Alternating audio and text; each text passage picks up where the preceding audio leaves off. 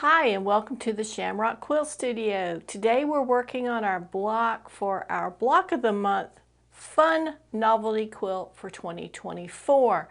And we're working on the block for June today. And June is all about vacations and going to the beach. So join us right after this and we'll get started.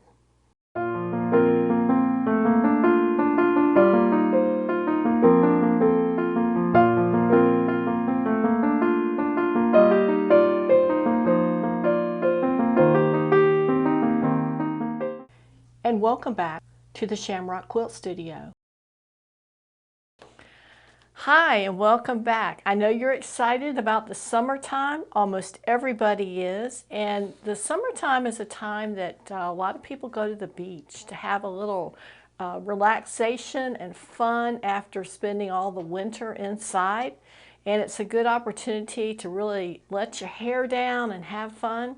So our block for June is all about the beach. And when I think about the beach, there are a lot of things that you could put on a quilt block for the beach. But the one I decided on is a beach ball. I think this is so cute. It's so colorful. It is kind of in keeping with some of the other designs we've used on this Block of the Month project. There are lots of opportunities to use other things. And when I sat down and thought about this, I was thinking about palm trees and surfboards, those little round rings that are floaty things. You could have all seashells. That would be great. And I was thinking about putting a seashell on here, but I kind of ran out of time. I think that's still a possibility that I could add later on.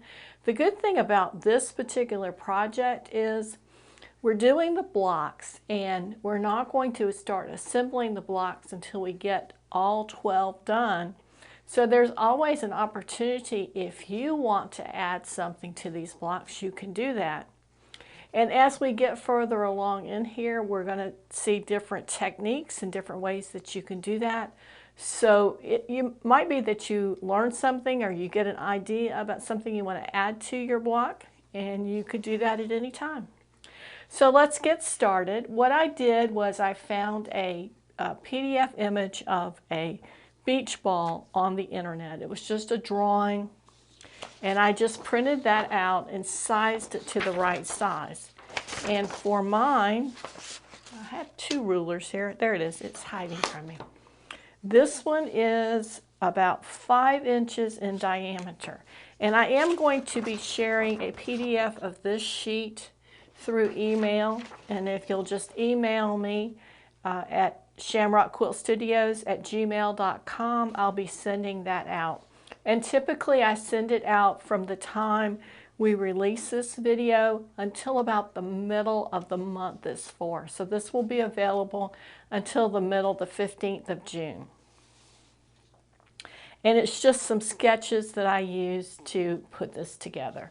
So on this one, you'll get this little beach ball diagram. And it's really just a circle with another circle, and we've divided that up with some curves to give us the shape of the beach ball. Now, we've talked about this technique before, but I'd like to go over it with you just one more time really quickly. What I did was I printed this out on a piece of cardstock, and cardstock is thicker than regular paper, but it's not cardboard. You could use cardboard, but usually I use a cardstock because it's flexible, it's easy to cut. You can just cut them with your regular household scissors, and it's inexpensive. Like I said, you could choose to go with the cardboard. If you go with cardboard, use a really thin cardboard so you can get the nice crisp edges. So then I decided on my drawing.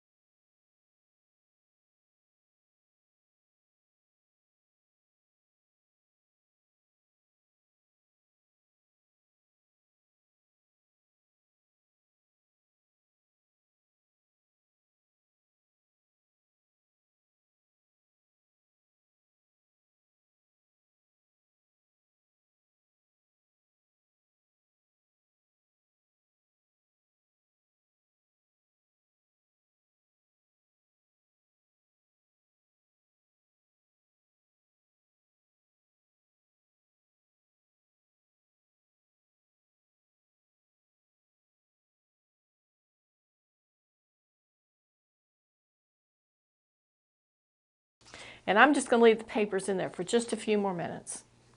Then I took my background fabric, and we've been using a 15 by 15 inch square. But I saw this as an opportunity to maybe use up some of the excess fabric that we had, because we can get two 15-inch squares on a width of fabric, but we're going to have a little bit left over. And this is the piece I had left over. And this piece, I wrote this on here for you. This piece was 15 inches by 12 inches. So see, it was 3 inches short of being able to use for another block, but this will allow us to extend our fabric and get much more use out of it. So this is a 15 by 12 inch block that I've cut out. And then I took some beige fabric that looked like sand to me, just a little different color. If you had something with a very, very fine print or very fine texture, you might want to use that as well. Something that had a little fleck of a dark thread in it from time to time would be really appropriate, maybe a muslin print. And we cut a piece of this. It is 15 inches. We want to match that 15 by 6. And then I cut a line up on my beige fabric so that one side was 6 inches and the other side is 3 3/4. So now we've got a little, I'm going to go ahead and unpin this because we can pin it back quickly. So we started out with a square, and here's the other piece that went on that. Not a square. We started out with a rectangle. And then we cut this little strip off, and now we have a little angled cut. And this is 6 inches by 3 3/4. And then I made a mark down 1/4 inch from that angled edge, and that's going to be our stitch line. Then on our white fabric, I drew a line from 2 3/4 inches on my left side and a 1/2 inch on the other side. So we've got a line right here from finger to finger. There's a little line, and that's going to be our stitch line here. And what we need to do is we need to put these right sides together with the stitch lines matching. And if you'll give me just a second, I will pin those back where they were. It sounds very complicated, but I think it's really not.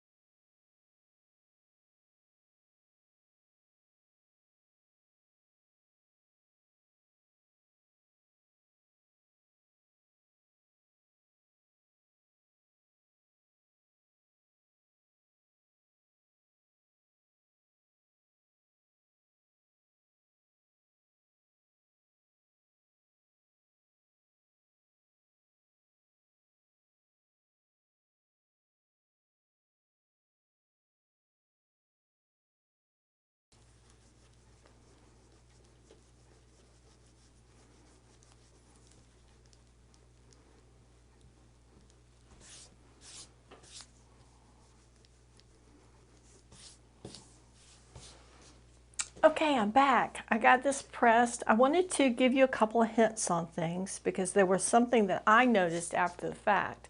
When I drew the lines on the beige fabric, I used a pencil, and I always use it very lightly.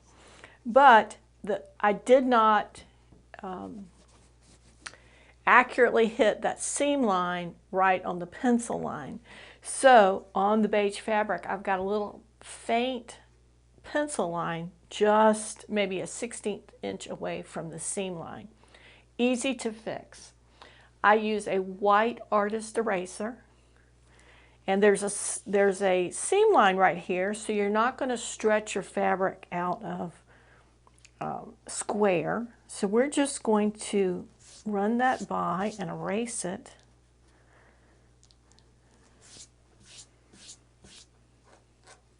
And you're going to have to remove your little eraser little pieces that it leaves. But just in that minute or two, I've cleared that area right there, probably about 4 or 5 inches. So that's easy to get rid of.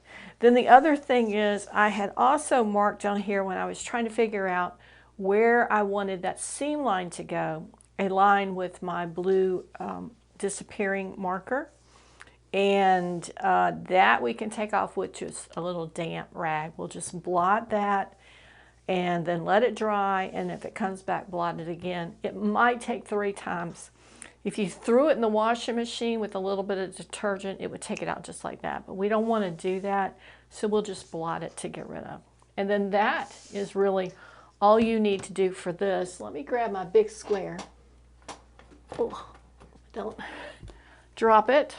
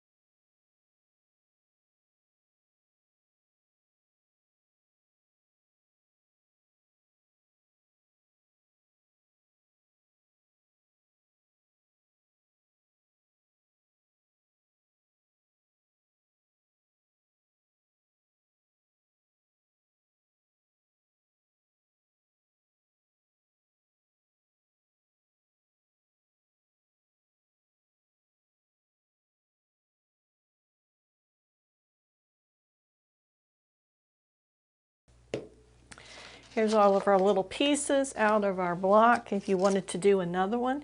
This would even be cute with a couple of beach balls.